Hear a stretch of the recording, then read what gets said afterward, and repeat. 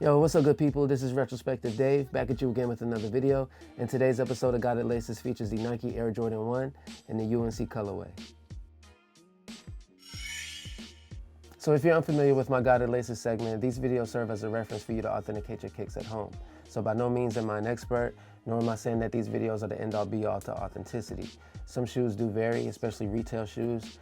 They do vary from pair to pair, so not every pair is made the same. With that being said, I'm gonna do my best to go over all of the details as much as possible to make sure that I give you a peace of mind that you got what you paid for. So please like, comment, and subscribe. And without further ado, let's get into the shoe. All right guys, so let's start off with the box first. So if you take the lid off and you look at the shoe paper, it has two different textures to it. So on the outside, it has like a smooth feel, and then on the inside, it has like a dry feel to it. So smooth on the outside, dry on the inside. All right, so when you remove the paper from the box, you will have a YCM sticker on the inside, and you will also have a quality control stamp that's underneath the box lid. All right, so when you take a look at the numbers on the box, you're gonna have 194501, 136.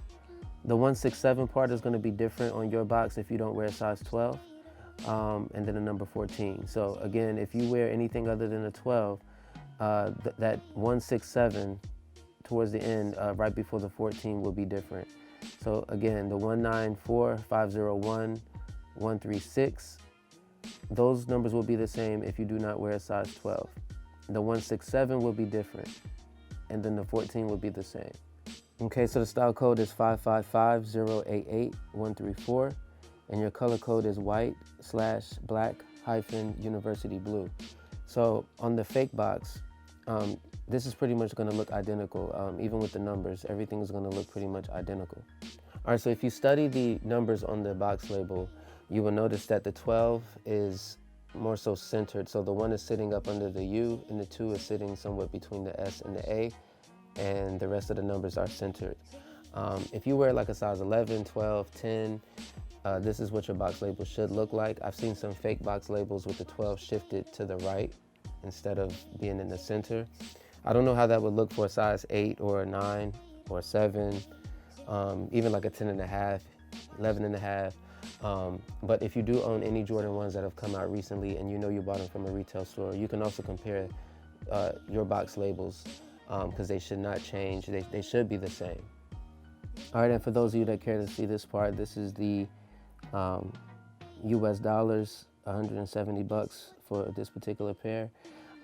The box label, keep in mind, is a little embossed. So all of the text that you see on here will be somewhat embossed. It's very subtle, but if you take your finger and rub it across the box label, you should be able to feel the text just a little bit on the authentic box. All right, and last but not least is the sticker that's on the bottom of the box. So all these little things that I'm pointing out, don't put too much energy into the stickers and stuff on the box. The main giveaway really on the box is the box label. So if I were you, I would pay more attention to that than anything else. But this is what the bottom of the box looks like. It just has one sticker on the bottom, and that's it. All right, folks, the moment you all been waiting for, the UNC Air Jordan 1. So keep in mind that all of the pairs do not look exactly the same. Some pairs will vary. The pair that you see on screen may not look like the one that you're comparing at home. So don't be discouraged, but just keep in mind that there may be some minor differences, but I'm definitely going to go over everything that I possibly can to make sure that you get everything out of this video that you intend to. So the first thing you want to look at is the hourglass shape. So unfortunately, it's not as defined on some pairs as it is on others, but it should still be there somewhat. So just keep in mind that it starts off wide in the top. It has this little peak here. It gets thin in the middle, and then it's fat at the bottom. Also, you can test the rock test. So on the right shoe, this is the right shoe. If you just tap it, it'll rock. Now the other one, the left shoe, this shoe doesn't rock at all. So you do the rock test, it's not gonna move.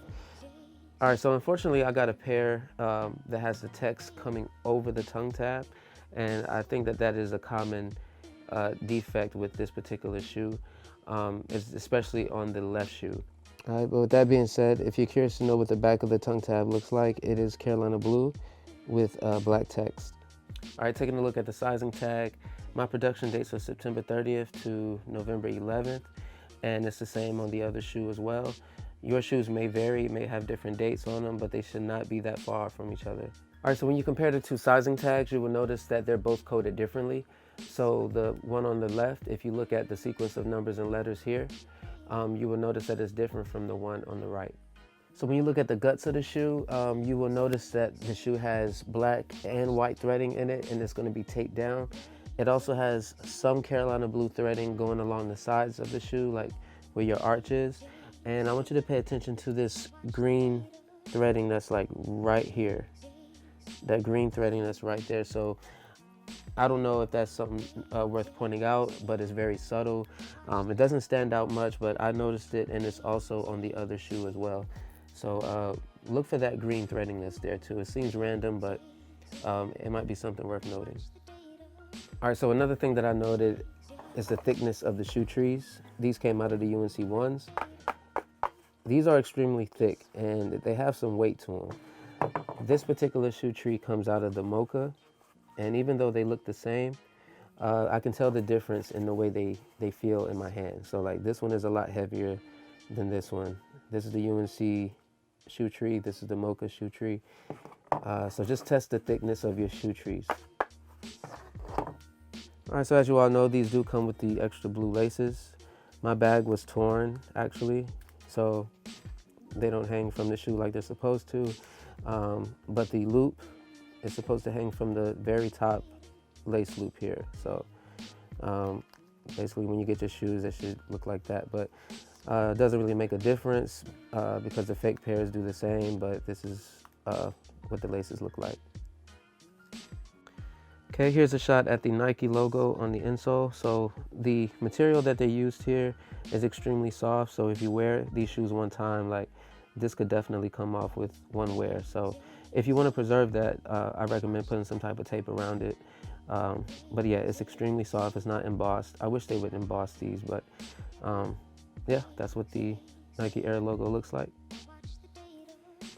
All right, last but not least, we're going to do a little blacklight test. So I got this black light off of Amazon for about $7. Probably find some cheaper than that, probably. But this is what the shoe looks like under black light. As you can see here in the midsole, it lights up around the mid panel and around the ankle.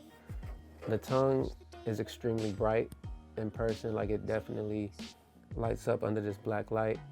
The Nike logo on the tongue tab will look kind of pinkish or like a fuchsia color, and it'll also look like that when you shine it on the insole as well.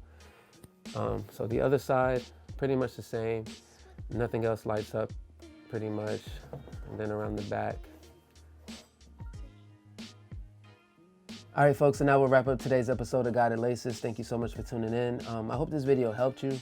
I didn't want to focus too much on the shoe itself because, you know, it's kind of hard to tell the difference between a real shoe and a fake shoe on camera, or, you know, just looking at pictures and stuff like that. So I just wanted to focus on the things that I thought that the fake one would not have that the real one does.